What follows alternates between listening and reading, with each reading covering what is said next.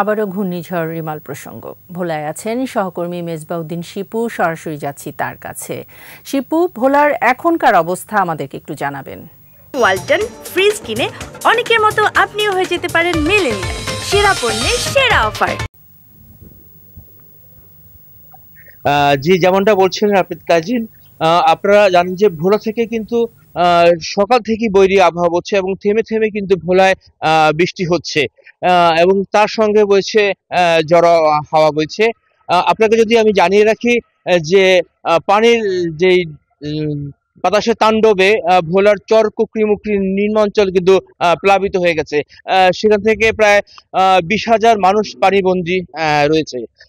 আবার ভোলার জেলা প্রশাসক জানিয়েছেন যে ভোলার বিভিন্ন চরাঞ্চল থেকে প্রায় 30,000 মানুষকে আশ্রয় কেন্দ্রে আনা হয়েছে।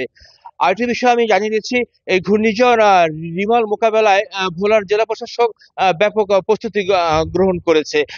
ভোলায় প্রায় 869টি আশ্রয় কেন্দ্র প্রস্তুত করা রয়েছে। প্রায় 14টি মুজিব কেল্লা কিন্তু প্রস্তুত করা রয়েছে। এছাড়া যেসব আশ্রয় কেন্দ্রে মানুষ উঠেছে তাদের জন্য শুকনো খাবারের ব্যবস্থা করে রয়েছে।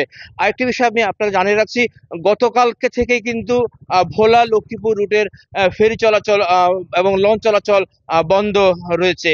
এই মুহূর্তে কিন্তু ভোলায় গুড়ি গুড়ি বৃষ্টি হচ্ছে।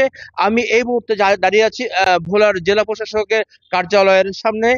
আমাকে ভোলার জেলা প্রশাসক জানিয়েছেন যে সন্ধ্যা নাগাদ প্রায় আরো 20,000 মানুষকে মূল ভূখণ্ডে নিয়ে আসা হবে। এই ছিল ভোলা থেকে সর্বশেষ তথ্য। ধন্যবাদ শিপু।